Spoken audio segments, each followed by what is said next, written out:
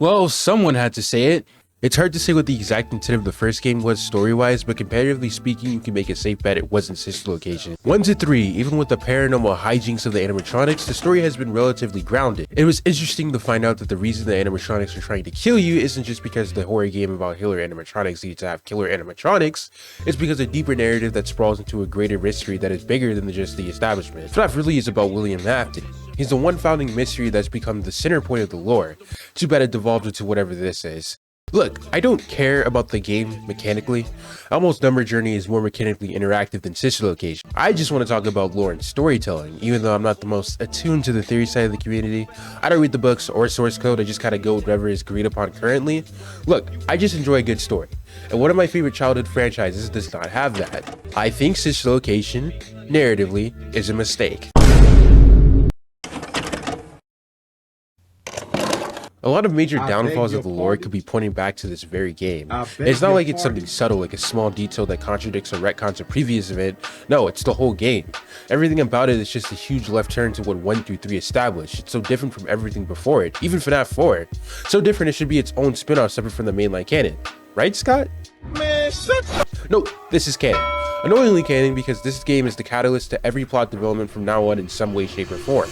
Why is that so bad? Why does this game get such a bad rep in the community that even the people that love the game are understanding when someone has an opinion like this? It's not FNAF. FNAF started as this animatronic sit and survive where the lore was just as good, if not better than the game.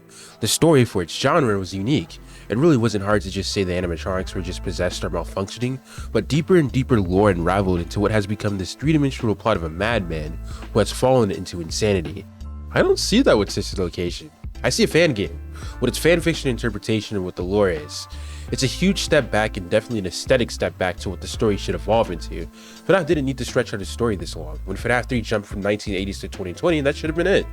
Afton burned, the spirits were appeased. But 2 games later, that idea had been undermined and more plot points started to exist that didn't need to. Afton creating the nightmare animatronics to torment the crying child, or Michael, who knows, was one thing, but the sci-fi-esque animatronics are a jump forward even for FNAF. Like my brother in Christ, this is Stark Tech. I was damn near expecting to see the Mark 40 in the scooping room. Is it inherently a bad thing? No, but when you establish that these are the norms for animatronic characters in your universe, and come out of nowhere with Ultron sentries, it's a bit strange. Especially when Sister Location takes place either before or after FNAF 2, which is in the 80s. This is like Minecraft establishing there's only 3 dimensions and randomly dropping another one that takes you to muck.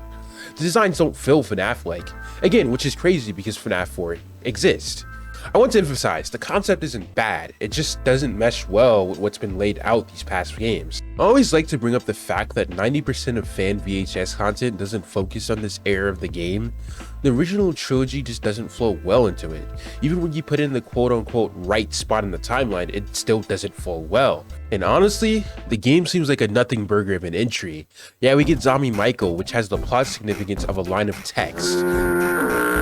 It does more to show how trash the observation skills of the FNAF world is than whatever grand reveal this was supposed to be. Man is literally a corpse from whatever sleazy landlord, random stranger on the bus, and whoever hired him at Fazbear are too blind to see that.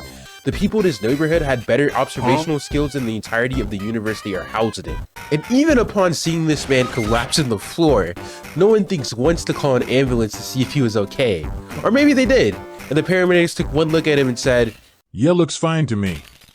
Then there's the whole blob inert vessel thing, which lasted a total of 20 seconds before that went to the gutter. Then you got Baby, the Freddy of this establishment, being a backseat in her own game. You would think as the hive mind of this new entity, she would do something crazy in the new games, but no.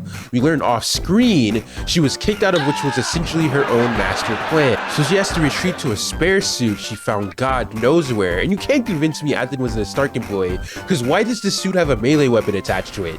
Was this suit built to help the Avengers? Baby is supposed to be this big new antagonist since William Athen presumably died in a fire for like 10 seconds. And you want to know what her ultimate fate is? Incinerated the same fire that was meant for her father. And what makes this worse, put salt in the wounds, is that both William Afton and Molten Freddy comes back, and she doesn't. Instead, she is replaced with the new big bad, Vanessa. which is supposed to be her technically, because according to MadPat, she's a robot Elizabeth or something.